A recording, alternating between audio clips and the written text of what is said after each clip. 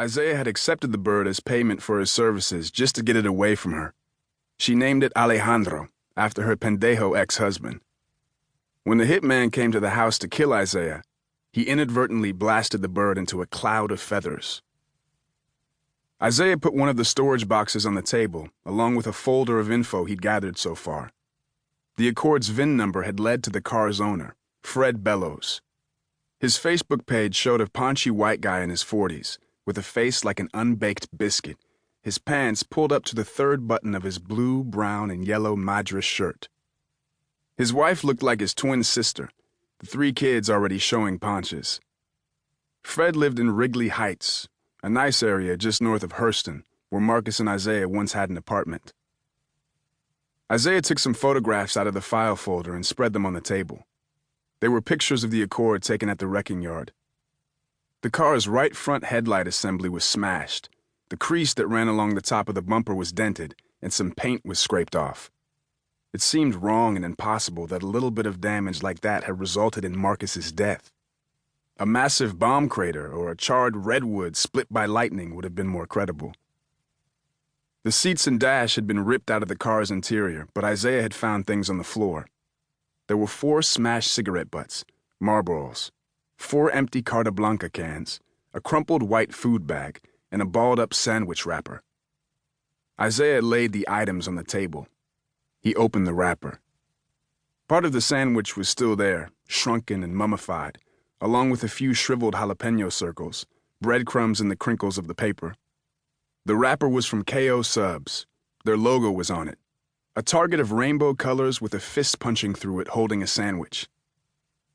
Isaiah had a Google Earth map of East Long Beach inside his head, with landmarks for every gang turf, crack house, flop house, bar, dance hall, pool hall, drug corner, hooker stroll, murder scene, sex offender, abandoned building, liquor store, and park in the area. Any locus of criminals, crime, or potential crime. Isaiah placed KO's on his map. It was right across the street from McLaren Park. He and Marcus had played basketball there just before the accident. Isaiah heard a single faint ping on his internal sonar. The white bag was generic. It held unused napkins, a packet of mustard, and a receipt for one 12-inch sub and a bag of chips. It was dated the same day as the accident, at 5:02 p.m. Marcus was killed around 6. Ping, ping.